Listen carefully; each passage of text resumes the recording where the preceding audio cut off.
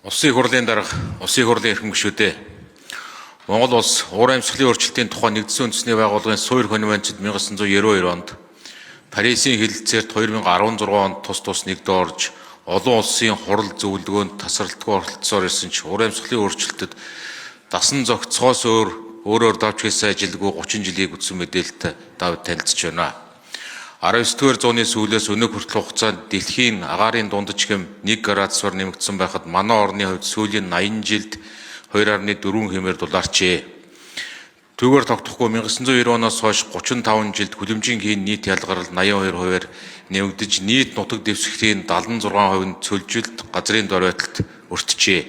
Ширгсэн нуурын тоо багассан мөсөн голын талбайч сэтгэл эмзэглэм төвсөнд очсныг уг мэдээлэлд бас дурджээ.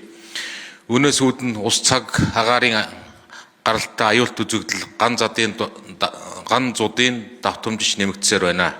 Ийм учраас олон улсын байгууллагууд бидний уур амьсгалын өөрчлөлт дэмжих өртөмтгий эрсдэлтэй орнуудын тоонд оруулан нэрлсээр ирсэн.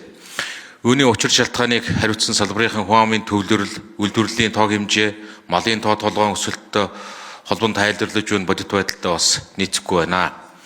Манай орны хувьд өвлийн улирлын оргил ачааллын үед 1600-аас 1800 мегаватт эрчим хүчний ачаалал эх жилүүдэд өсөн нэмэгдсээр 2030 он гэхэд 3500 мегаваттыг давах тооцооллыг салбарын мэргэжилтнүүд гаргадаг. 2017-оос 24 онуудад улсын хэмжээний шинээр 12 байршилд нарны станц ашиглалтанд оруулж сэргээгдэх эрчим хүчний нийлбэр хүчин чадлыг 16 онтой харьцуулахад 4 дахин нэмэгдүүлсэн хэдий ч энэ жилээс жилд өсөн нэмэгдэж буй эрчим хүчний хэрэгцээ шаардлага түүний дутагдaltaй нөх их усрын бүтээн байгуулалтын чадалтай харьцуулахад бас үлэмж хэмжээний бага байна.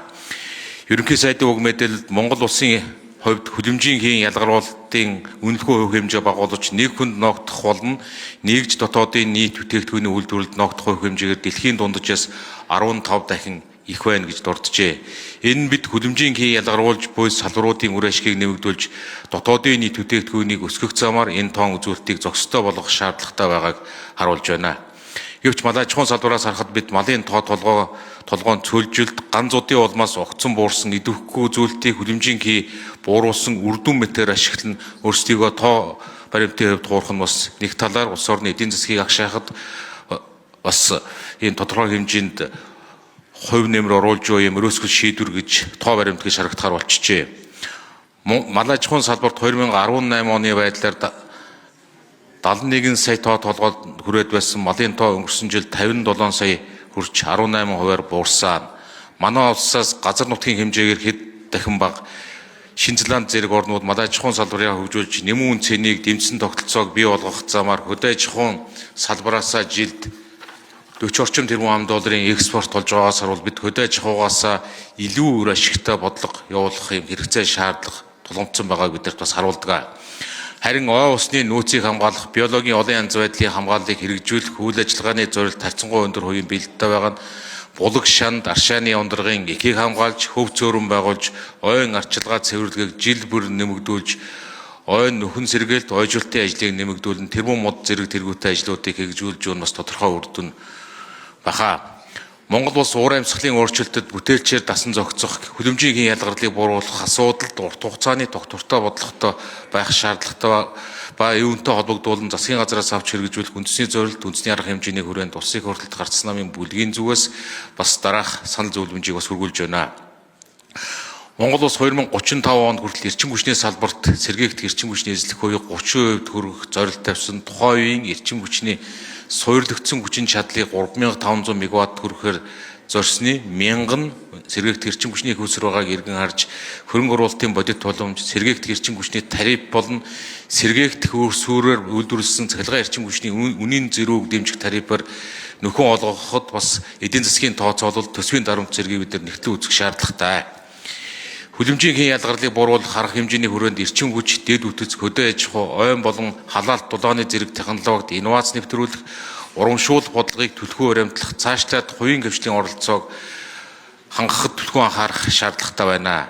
Монгол улсын статистик 1990 оноос хойш жилд дунджаар 240 мянган га хүртэлх ойн хөнөөлт хортон шавж болон ойн төмөрт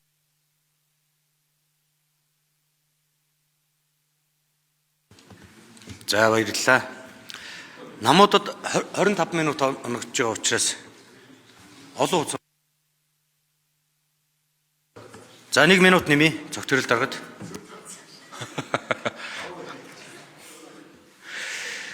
Манай улсын хувьд жилд орох бороо урын давтамж хэмжээ багасж, хурд үндэсний хэмжээ илт уурсан, хөрс сэргэлдээ орнуудын хөдөө аж ахуйн салбарт үүлэн нөлөөлөх технологиос хамаарчуд судалгаа хийж ажиглалт гэж илт нөлөөлж байхын тохиолдолд хөрш орнуудтай бас бодлогын яриа хэлэлцээр хийх шаардлагууд биднэрт бас байна.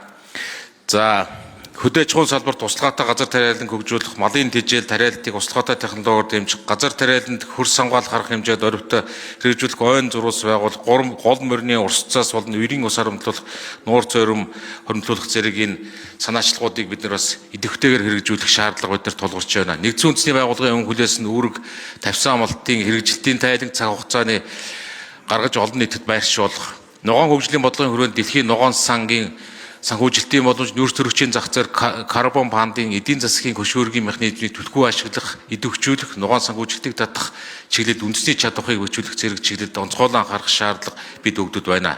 Уур амьсгалын өөрчлөлтийн асуудал нь бүх дэлхий бүс нутаг улс үндэстний нийтийн асуудалд бол хүрээлэн борчиндоо хандах иргэний эерэг хандлагаас төрийн тулхтай бодлого хэрэгжилт хүртэлх бүх шатанд санаачлах гарган ажиллах шаардлагатай байгааг бас анхааран сануулъя. Анхаарал тавьсанд баярлалаа.